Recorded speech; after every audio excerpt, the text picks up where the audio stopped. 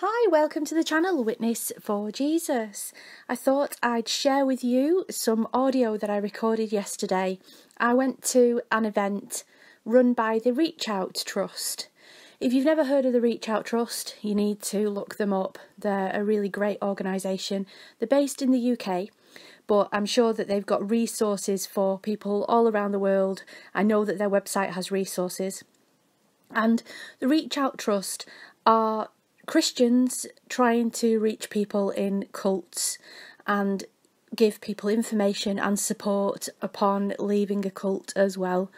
And they help various different people in different cults, such as Christadelphians or New Age cults or Mormons or the Jehovah's Witnesses. They have quite a lot of work that they've been doing for a long time, since about 1983 or something like that.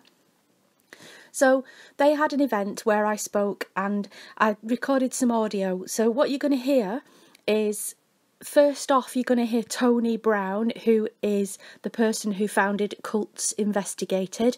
You're going to see his web address on the screen as well. And he's talking about the identifying of a cult and about high control groups in general. So that's really informative. And then after him, he graciously welcomes me to speak, and I just gave a bit of a story about my experience as JWs. I gave my personal experience and how it felt and how I left, etc. And that was quite brief. I think I was speaking for about 20 to 25 minutes. Now I do have some more audio from the event to share with you, but I'll do that separately. I'm quite worn out and tired out today. It's a huge challenge for me to go somewhere like that, but it really was great, and there was some fantastic content. In fact, I'm going to share John Tancock's talk from the afternoon, which was hugely insightful. So I hope you benefit from this. I'm really sure you will, and the links and resources that I'm going to put underneath the video too. All right, thank you. God bless. Good morning. It's good to see you all this morning. So my name's Tony, and I'm from Bradford, which is only about 40 minutes away. I've travelled from Leeds this morning. I rather foolishly decided to get myself involved in a youth weekend, so that's why I look really tired. So I didn't get much sleep, and so I've dashed from there this morning up here, and I'm dashing back after today. But it's great to be here with you, and I just want to tell you a little bit about myself. So I sort of have a thing called Cults Investigated. I'm going to share a little bit of my story as well in what I'm going to talk about this morning. And I have a real interest in cults, new religious movements, as we might call them, because I used to be in one. So I began to sort of investigate and think, well, what else is out there? There are lots of groups as well claiming all kinds of things and promising all kinds of things, and people getting caught up in them. And so I spend a lot of my time looking at those kind of things. But today, of course, we're talking about Jehovah's Witnesses particularly. Now, I'm not going to talk for very long because I know Don will go on forever. So I know I don't have to say much. But my little intro bit at the beginning here is to talk about cults sort of generally, more generally, in the first instance. And to think about, why people end up joining cults. So, how do cults recruit? How do cults keep people? Well, maybe you want to answer that question. Anyone answer that question? What kind of person joins a cult? All kinds. Pardon? All kinds. All kinds, absolutely right, yeah. It's normally when I ask that kind of question to a less knowledgeable group than yourselves, they'll say, well, sad people, lonely people, Billy No Mates, all this kind of stuff. And then I remind them that I used to be one. So that's actually speaking about me. But the reality is, anyone can end up in a cult. Anyone can end up in a cult. And yet, sort of no one joins a cult. People are recruited into groups. I didn't wake up one morning and think, I think it'd be just great to join the Jehovah's Witnesses today. I'll just go and find some and get myself involved. That's not how it happens, is it? And that's not how it happens with these groups. People are recruited in to the group. And we might feel that we're going in of our own choice, and we might even feel when we're in there we can leave of our own choice, but we'll know really that that's not the case.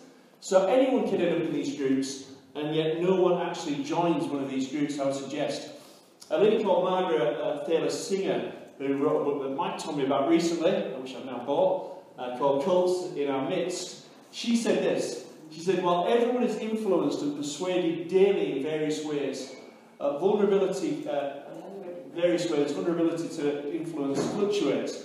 The ability to fend off persuaders is reduced when one is exhausted, a little bit like me now, rushed, stressed, uncertain, lonely, indifferent, uninformed, aged, very young, unsophisticated, ill, brain damaged, drugged, drunk, distracted, fatigued, frightened, or very dependent. She does quite a big list there. But what she's actually saying is that anyone can end up in a group, but there are certain situations we may find ourselves in at times which makes us more susceptible to the advances of new religious movements. She also said this: the public takes care of their fear by thinking only crazies and stupid people wind up in cults. I've interviewed over 4,000 ex-cult members. There's no one type of person who is vulnerable. So again, if you talk to people about these issues, they'll often say, well, you must have had some deficiency in your own life, you must be not very intellectual, especially when they find out what the groups believe and some of the more weird and wonderful cults and weird stuff they believe. You think, why on earth would anybody ever get involved in those groups? And of course, you don't hear that stuff right at the beginning, do you? Those are the things that come later, further down the line. All the stuff that then you just accept because you're already in the group. But if they'd have presented those things to you right from the off and said, here's the deal, join us and this will be you, then nobody joined them. Because they think, well, that's crazy. But it happens further down the line. So just quickly think about just a few marks of a cult. So a cult will often be authoritarian. So there might be a leader, a charismatic leader. There might be a number of people who lead a group. But they claim to speak for God often, and they are to be obeyed. And once you buy into the idea that this individual or this group speaks for God, and they represent God, then you follow. Because you think to disobey, to not follow, means that I'm actually disobeying God. And I'm not following God, I'm letting God down. So they sort of equate themselves with God. And often these leaders are beyond reproach. They're the ones that's leading, so no one talks about them. No one can challenge them. You just believe what they say. Very authoritarian. Elitist as well. We alone have the truth. We alone speak for God. So often in these groups, that would be their claim. There's no one else like us. We've had a new revelation. God's spoken to us, given us this new writing. I'm the new prophet in these days, whatever it might be. And so they alone speak for God. And everybody else seems to have it wrong. Everyone else is wrong. Everyone else is either of the devil or of the world, but they don't speak for God. It's only us that do. There's often spiritual disillusionment as well when you're in the group. So you come to a point where you equate in your mind that to leave the group is to leave God. And why would you want to leave God? And if you do leave that group, if you're leaving God, there's nowhere else to go. Because why could you go anywhere else? But I think sometimes this is why some people in certain groups will come out of the group because for whatever reason they've been fed up of it or sort of disillusioned with it themselves, but then they don't go anywhere else, and so often they might even go back to the group because they think, well, they're the only ones that speak for God. You often believe as well that there's no life after the group. You have feelings of guilt, you can be spiritually depressed, can't cope with life, and disillusionment with anything to do with religion after that experience. And you can understand that, can't you? Because you think, I've been with this group and maybe given so many of my years of my life to this group. And then, come out and you find freedom, hopefully find freedom, and you sort of pull away from the group, and you think, well, I don't want to get caught up in anything like that. Again, you're suspicious of everything that then follows after that experience. And so you're unsure of everything. And often in these groups as well, the end justifies the means. So they have no problem with misinformation and lies and spiritual deception. So some of these groups will openly use that kind of stuff, and people knowingly will be lying and giving you misinformation. Other groups, it's people within the group don't realise what they're sharing is misinformation or lies. They're believing what they're being told, but there's maybe somebody higher up that knows the truth about that group.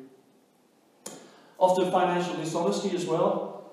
You can have leaders living lavish lifestyles whilst adherents living in sort of poverty, really.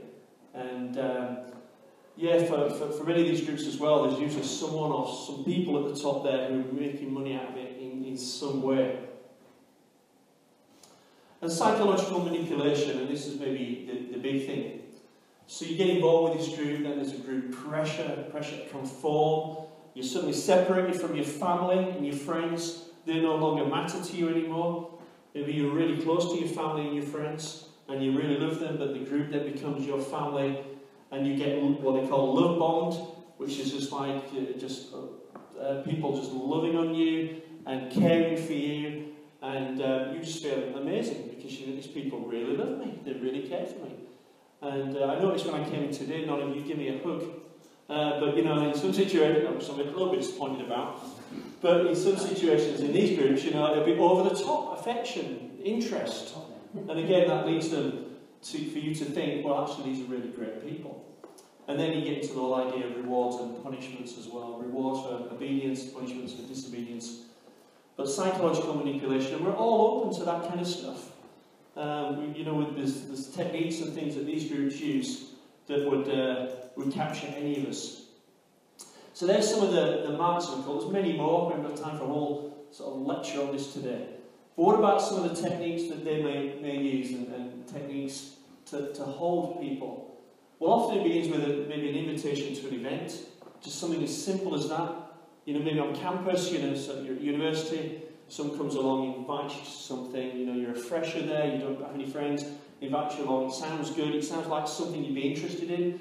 It might be, I don't know, something to do with environmentalism, it might be some other cause, it might be just, again, you're just having a bit of a get-together for new people, and suddenly you find yourself involved with a cult. So an invitation to an event, that's where the love bombing will take place, and everybody will sort of get around you and encourage you, and you'll think this is amazing, I love it, I want to go back again. They often promise you can have a better life.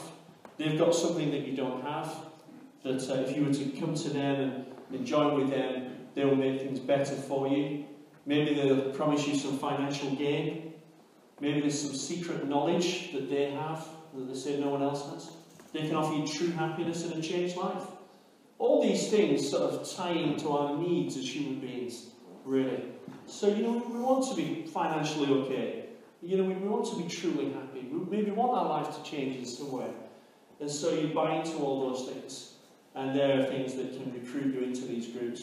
And of course, cults recruit in lots of different ways. We're not just talking about religious cults here. There are all kinds of groups. You know, I hear stories of people who, you know, in the workplace, there'll be just a poster on the wall, you know, to come along and help you with your anxiety or whatever it might be, and you go along and suddenly you're caught in one of these groups and you don't realise. And there's often as well in keeping of the rules that you need to sort of be obedient again to what you're hearing and what you're learning. Separation from the world is big within these. Now some of these groups are different. There's some really hardcore groups who would separate you completely from the world, and you maybe go and live in a farm somewhere in a commune or something like that. There are others that seem to be free in that you're out and about in the world working and everything, but you're told not to associate with anybody in the world because, you know, they're of the world, bad associations. Don't have anything to do with those guys. Often there's information control as well.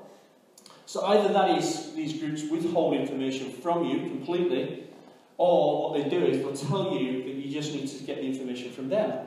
And so therefore, you know, you don't have to do any research for yourself, you don't have to think for yourself, we've done it all for you. You know, don't be going on the internet, don't be reading that book, don't look at the evidences for this, just trust us. And again, if you get to a place where you ultimately believe the leader or the leaders of that group are speaking for God, you're going to trust them. They will never lie.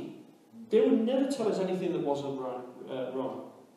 Right either. Yeah, never tells anything that wasn't right. It's always right stuff from there. And so, information control keeps you from finding out truth and reality. All these groups have some kind of guilt or fear mechanisms as well within them. You can feel incredibly guilty for doing the slightest thing out of step with what you're being told. A fear, again, maybe of a god or something that's going to punish you if you don't do as you're told. So often, many of these people are living in guilt and fear while putting on the appearance of being happy. and smiling and saying they made a choice by their own volition. And again, these groups as well become your new family. And so again, your old family gets pushed out of the way. So there's some of the things that they do to recruit and maybe hold you within the groups. This quote here from a lady called Jeannie Mills, who was an ex-member of Jim Jones' People's Temple back in the 1970s. She said this: when you meet the friendliest people you've ever known, who introduce you to the most loving group of people you've ever encountered, and you find the leader to be the most inspired, caring, compassionate and understanding person you've ever met, and then you learn the cause of the group is something you never dared hope could be accomplished, and all of this sounds too good to be true, it probably is too good to be true. Don't give up your education, your hopes and ambitions to follow a rainbow. And again, there's a lot of stuff in there, isn't there? We need to be wise and cautious and discerning with what's happening around us. You may have come across this as well. I'm not going to go through this fully because it would take forever, but a guy called Steve Hassan, he's got a book called Combating Cult Mind Control. You read that book? Aware of that book, yeah? Many of you would be. Well, he developed this thing called the bite model, so you may be aware of this as well. He says there are 4 things that cults seek to do in an individual's life. And there are the 4 things. So there's behaviour control. You need to determine how you behave. Information control, which is mentioned. Thought control, how you see the world around you, how you perceive reality. And emotional control over you as well. And if you go onto his website, Freedom of Mind, he lists a lot of those things. And somebody's done a very helpful thing, looking at Jehovah's Witnesses with the bite model. And again, some of you may have seen that.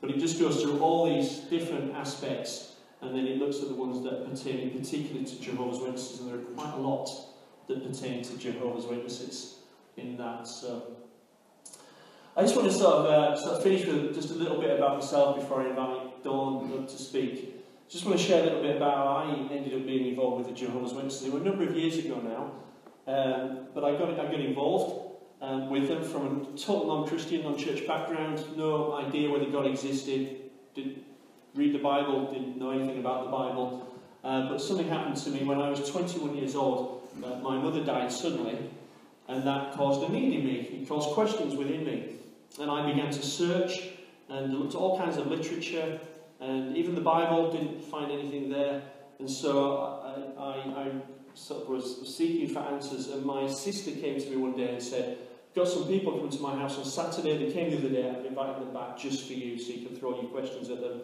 And so I went along, and we had the JWs knock at the door.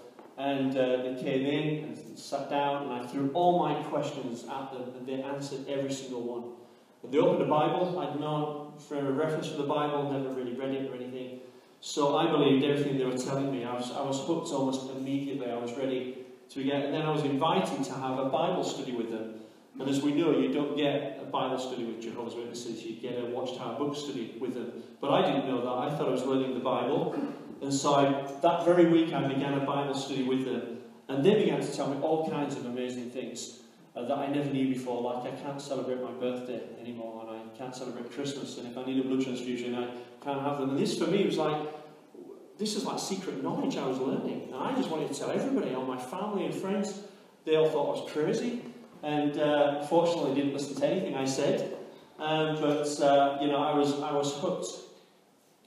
And yeah, I got a bit love bombed. You know, I said, well, you know, I lost my mum. These guys became my family, my friends. They were simply concerned about me, and so I started going along to the meetings as well.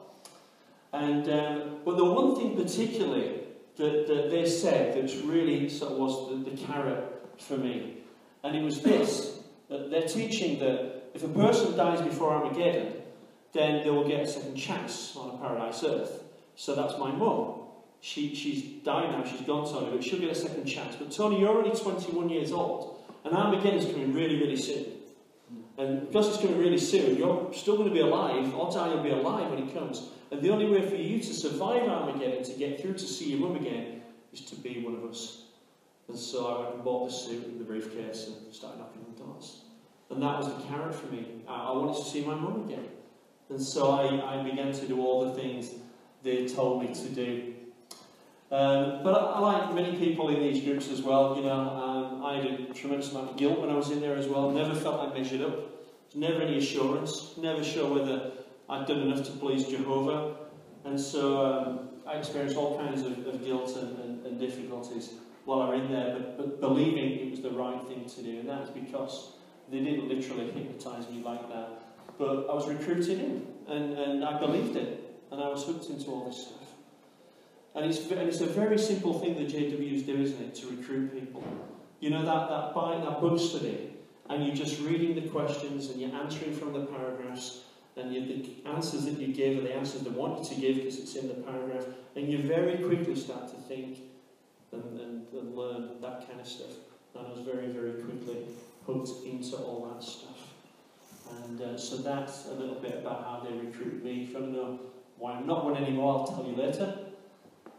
But again, Margaret Singer said this in the San Francisco Chronicle back in 2002. She said, just look up to the sky and talk to God yourself. You don't need an organisation to do that.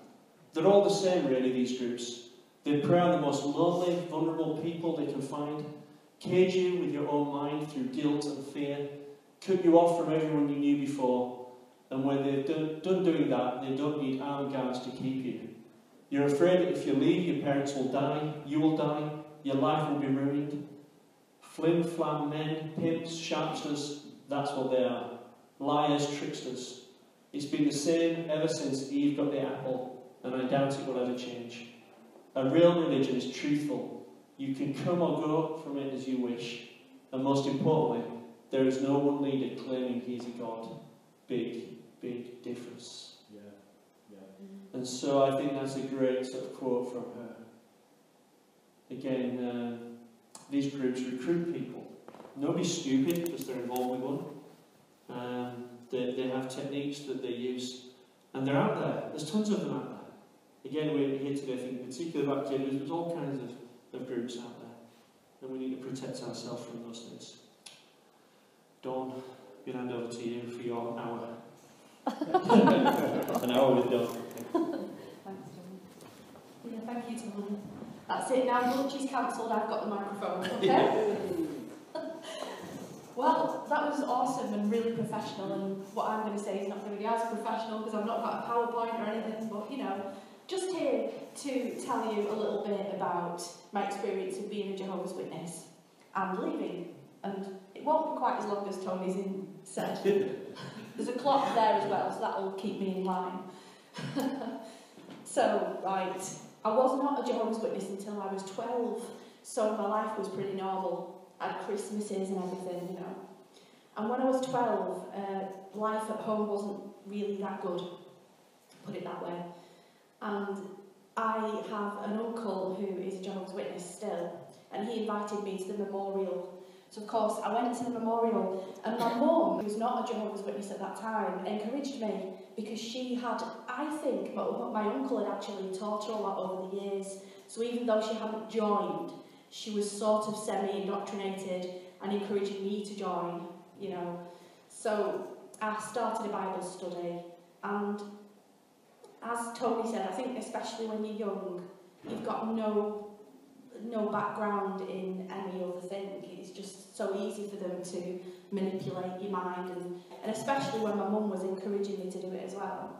So I didn't join straight away. You know how there's a situation sometimes where in Jehovah's Witnesses, if somebody's been studying for a period of time and they've not got baptised, they see that as an issue.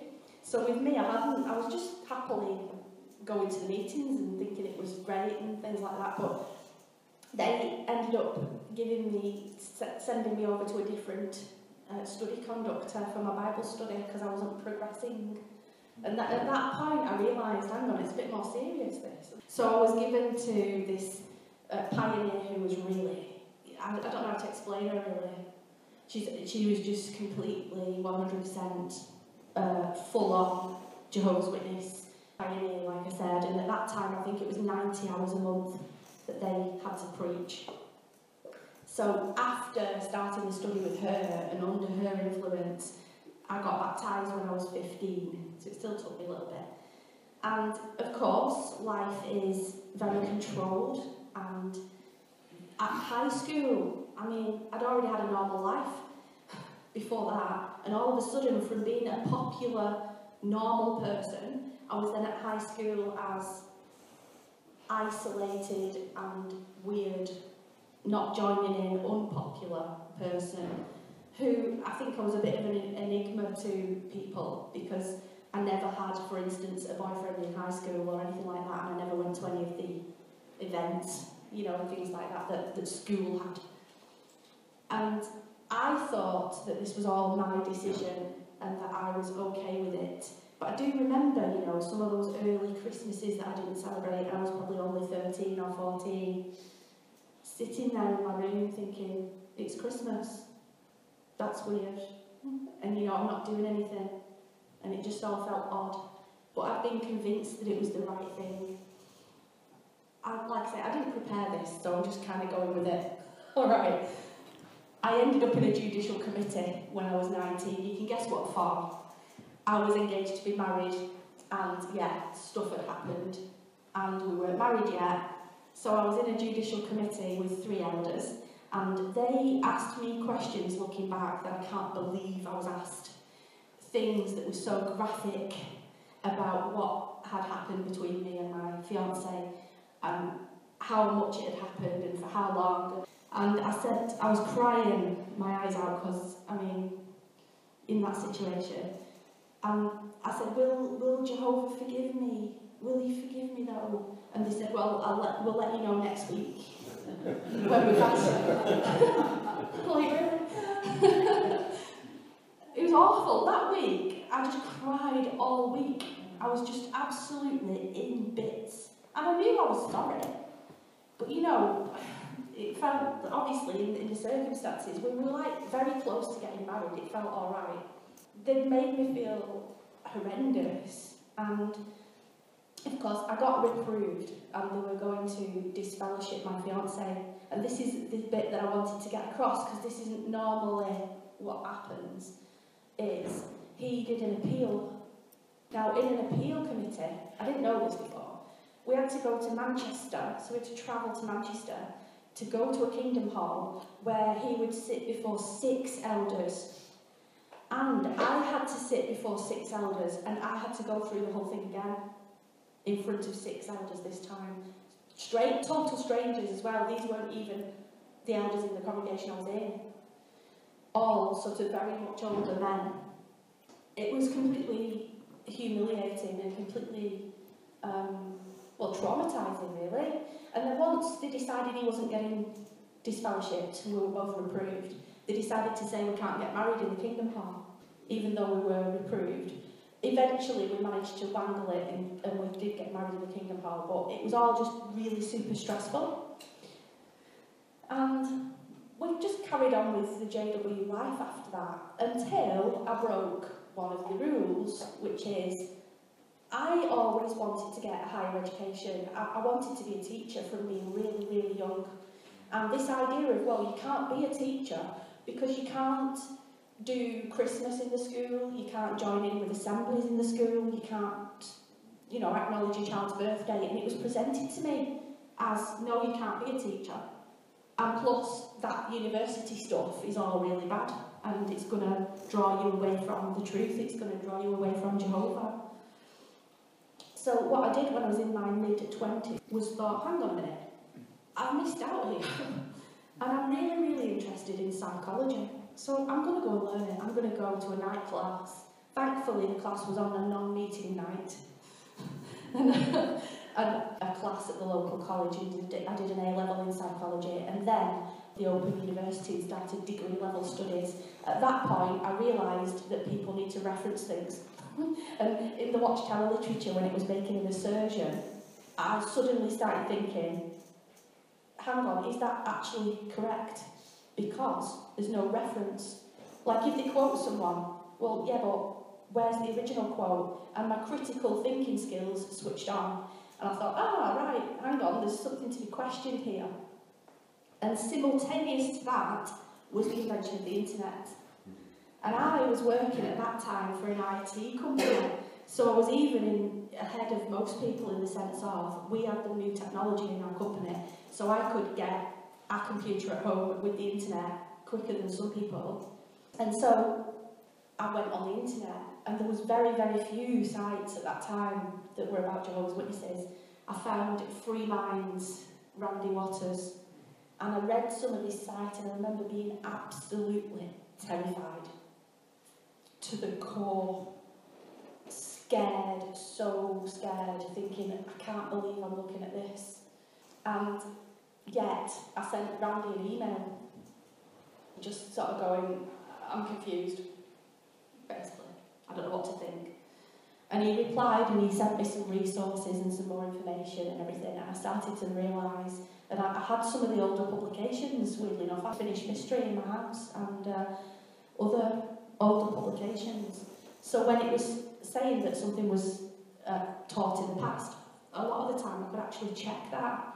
So when I started to check it, I realised it was, and that these so-called apostates were not lying to me, that they were able to prove it factually, that the Watchtower had lied to me, and that there were serious issues with the doctrine. And also, I think the final nail in the coffin for me was that they had changed the Bible. When I realised that, that was it was over, done. I was just like shocked. And I knew then that it couldn't be true because they've changed the Bible. So I wrote to New York. I didn't write to London. I wasn't going to London, I was going to New York because it's like so important, and I'm going to the main, the main man, whoever he is. 5 pages. And weeks and weeks later, the elders knocked on my door. I'd already stopped sort of attending and fading, if you like. And they knocked on my door and they said, "You've sent a letter to New York." I said, "Oh yeah, I have. Have you read it?" And they went, "No."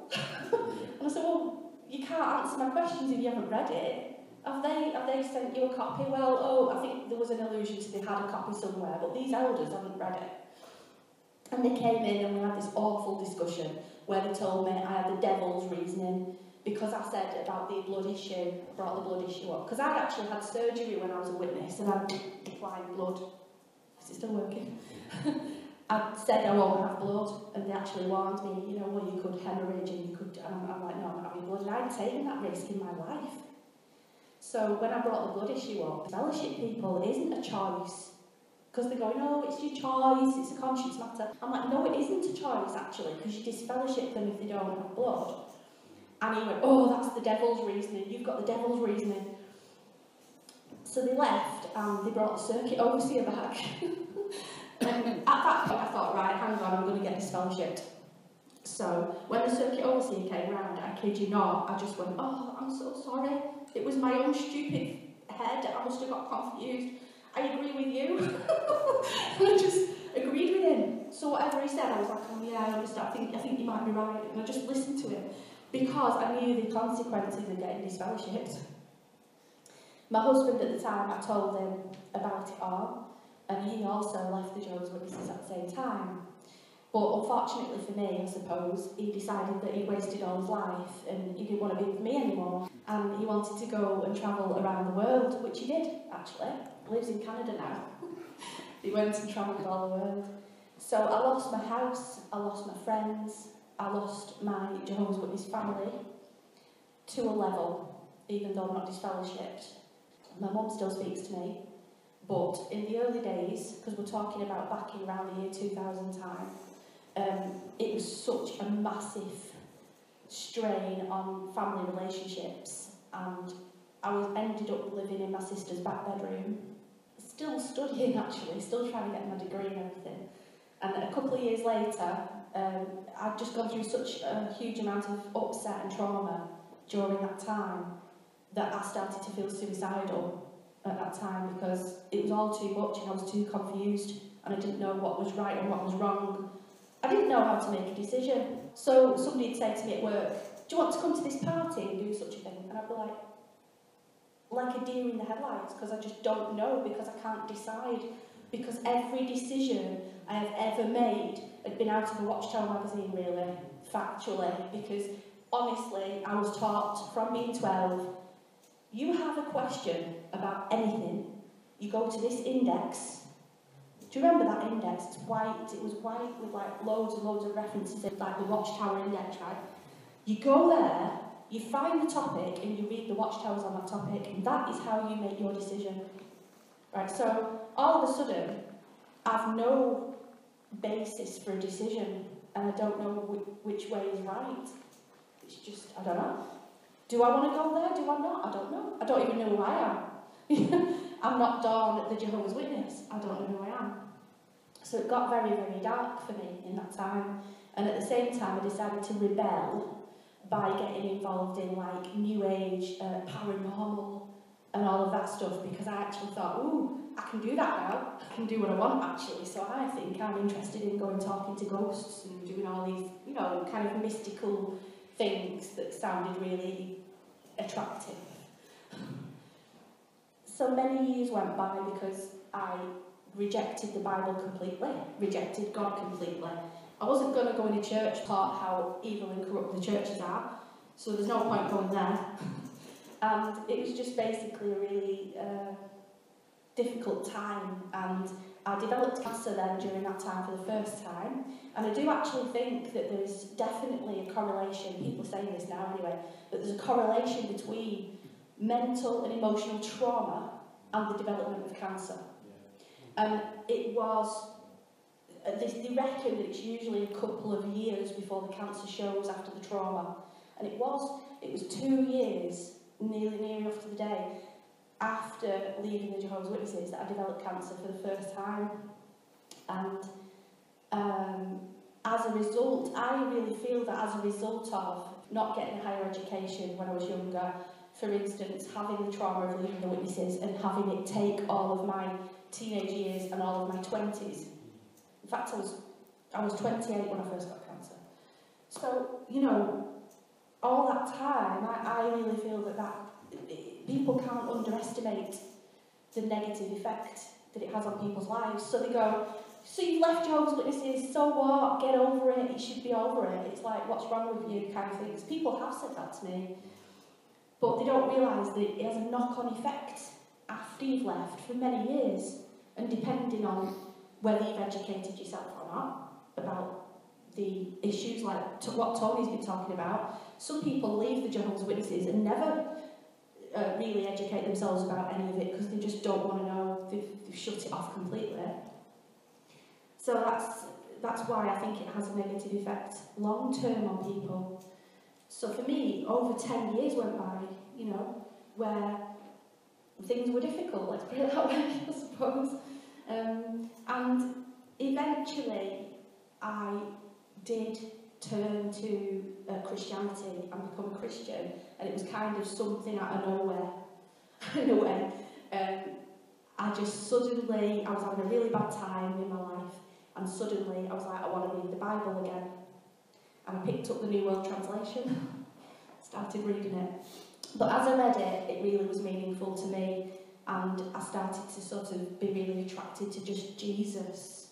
Not a group, not a control situation, because obviously I don't want that, you know, but Jesus. And that, I just really was drawn to him. And then that's why I then felt, yeah, I want to be a Christian.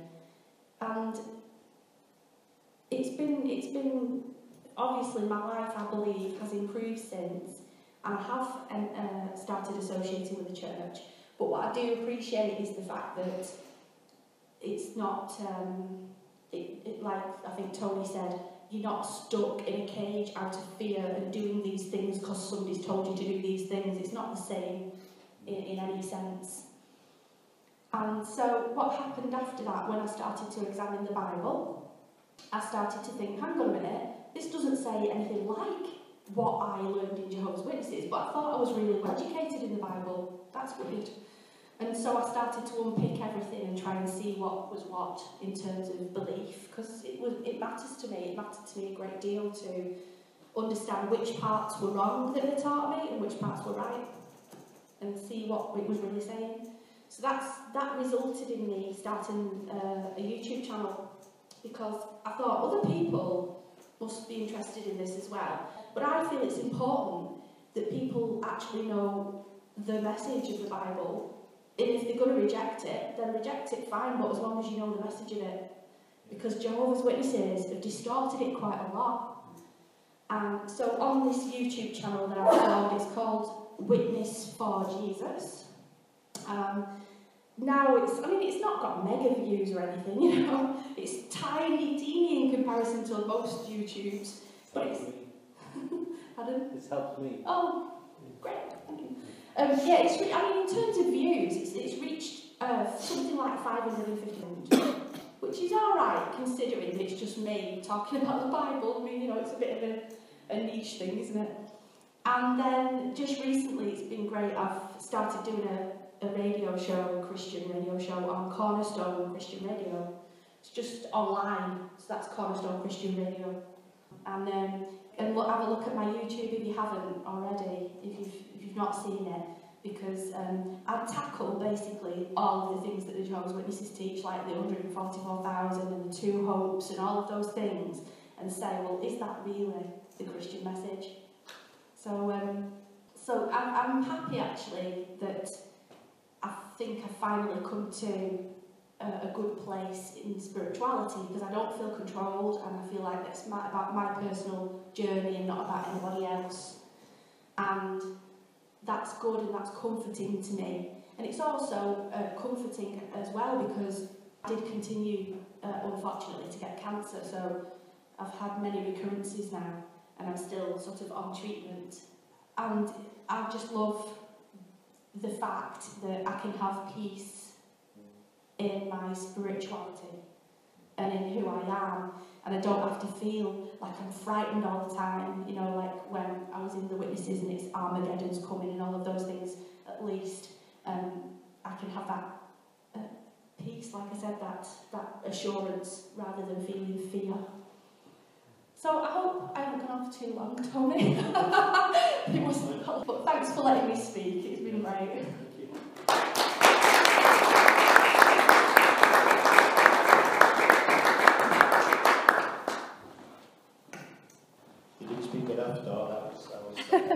Really very good indeed.